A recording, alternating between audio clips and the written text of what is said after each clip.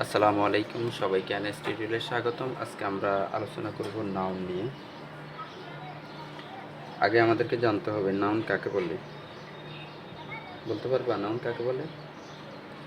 বলো তো। কোনো কিছুর নামকে নাউন বলে। কোনো কিছুর নামকে নাউন বলে। এই যে এটা দেখতেছি, একটা কি কলম বলি, মোবাইল বলি, অর্থাৎ কোনো কিছুর নামকে কি বলে? নাউন বলে। এখন আমরা দেখব নাউন প্রধানত কত প্রকার। খেয়াল করো, নাউন প্রধানত হচ্ছে দুই প্রকার। একটা হচ্ছে কনক্রিট নাউন, আর একটা হচ্ছে অ্যাবস্ট্রাক্ট নাউন। নাউন প্রধানত কত প্রকার?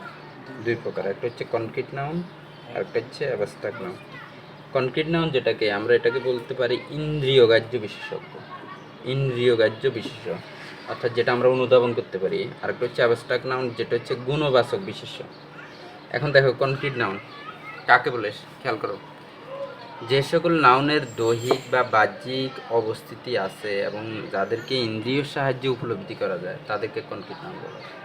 যে সকল নাউনের দৈহিক মানে দেখা যায় আর কি, এবং বাহ্যিক অবস্থিতি আছে এবং যাদেরকে উপলব্ধি করা যায় তাদেরকে কনক্রিট নাউন বলে। যেমন কারো নাম, এই যে এখানে বলছে শায়লা, রাজু, ক্যাট, বুক, আর্মি, টিম। তাহলে শায়লা এটাকে দেখা যায়, তাই না? এরপর যদি বলি বুক, বুক দেখা যায় না। তারপর যদি বলি আর্মি, দেখা যায় না। তারপর যদি বলি টিম, দেখা যায় না। কথা বলো না কেন? হ্যাঁ, দেখা যায়।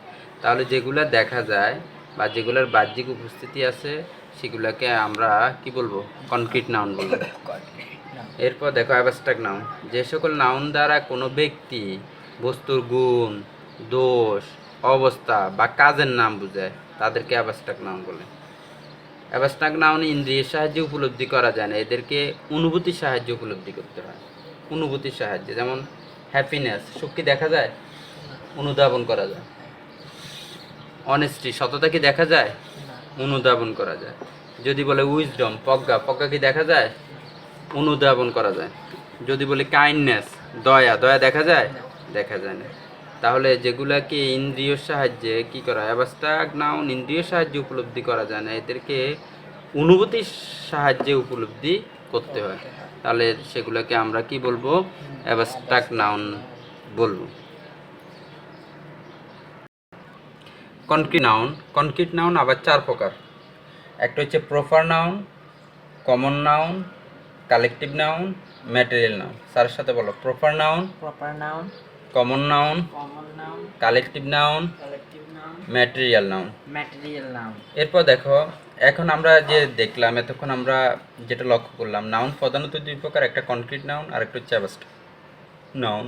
কনক্রিট নাউন চার প্রকার: proper noun, common noun, collective noun, material noun. এখন আমরা দেখব প্রপার নাউন কাকে বলে। প্রপার নাউন কাকে বলে?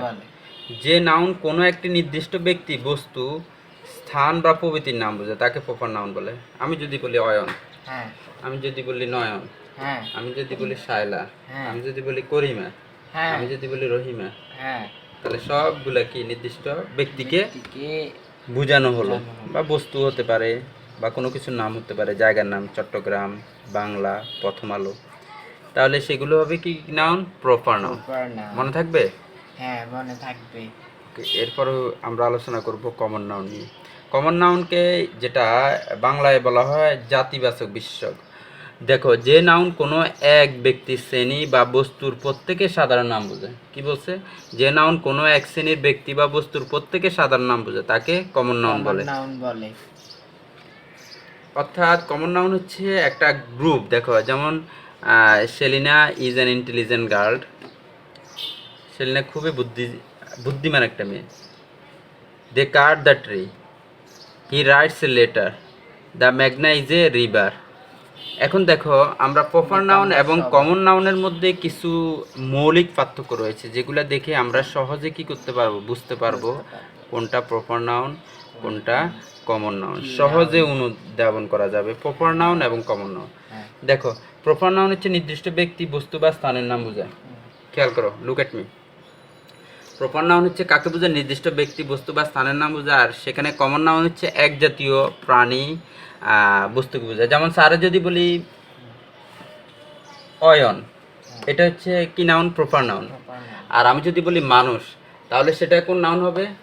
প্রপার নাউন, কমন নাউন হবে। Common noun. কারণ মানুষ বলতে ওই জাতি, সকল জাতিকে বোঝায়। আমি যদি বলি মনে করো কোনো একটা, যেমন গোলাপ, এটা হচ্ছে প্রপার নাউন।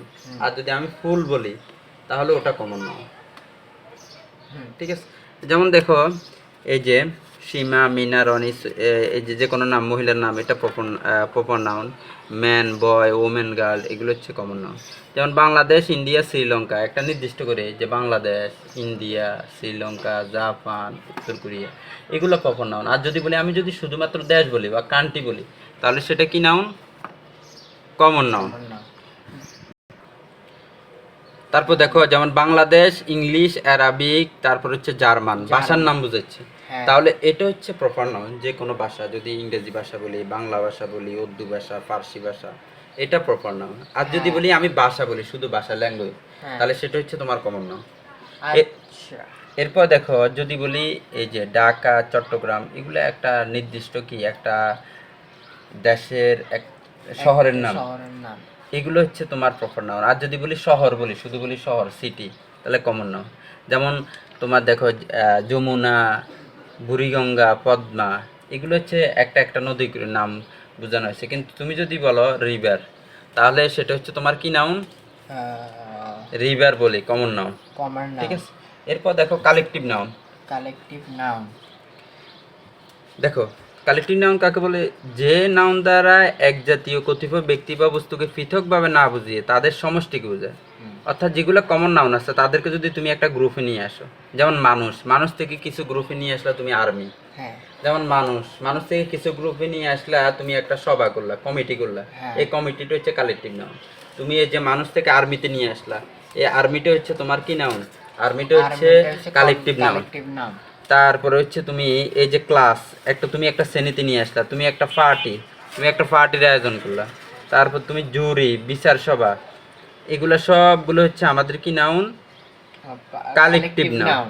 সবগুলো হচ্ছে আমাদের কালেকটিভ নাউন।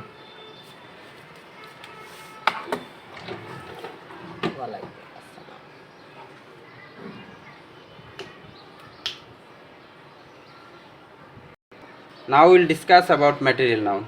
ম্যাটেরিয়াল নাউনের বাংলা অর্থ হচ্ছে তোমার বস্তুবাচক বিশেষ্য।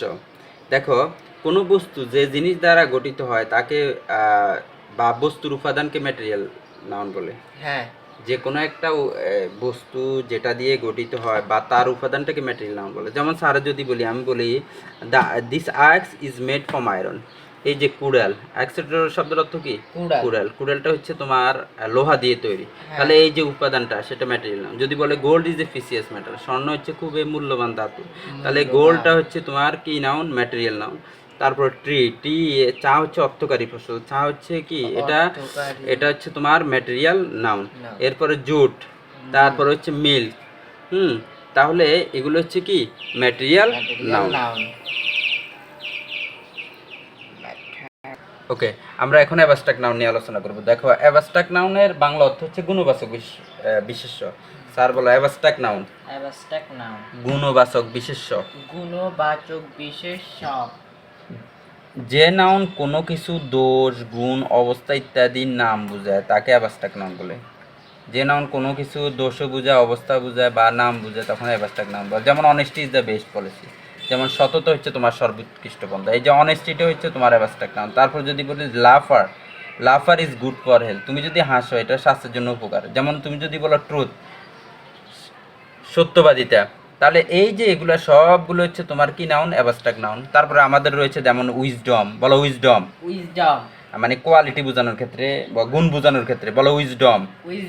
Beauty, cleverness, foolishness, abstract noun. এরপর বলো স্টেট, শব্দের অর্থ অবস্থা। বলো পভার্টি, সরো, হ্যাপিনেস, অ্যাবস্ট্রাক্ট নাউন। এরপর বলো অ্যাকশন বোঝানোর ক্ষেত্রে বলো ইন্সপেকশন, বুরগ্লারি,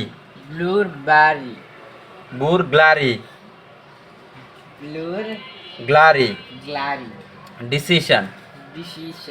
এই যে আমরা ওয়ার্ডগুলো পড়লাম, এগুলো সবগুলো হচ্ছে অ্যাবস্ট্রাক্ট নাউন। সবাইকে অসংখ্য ধন্যবাদ এনএস টিউটোরিয়ালের সাথে থাকার জন্য। ধন্যবাদ। আসসালামু আলাইকুম।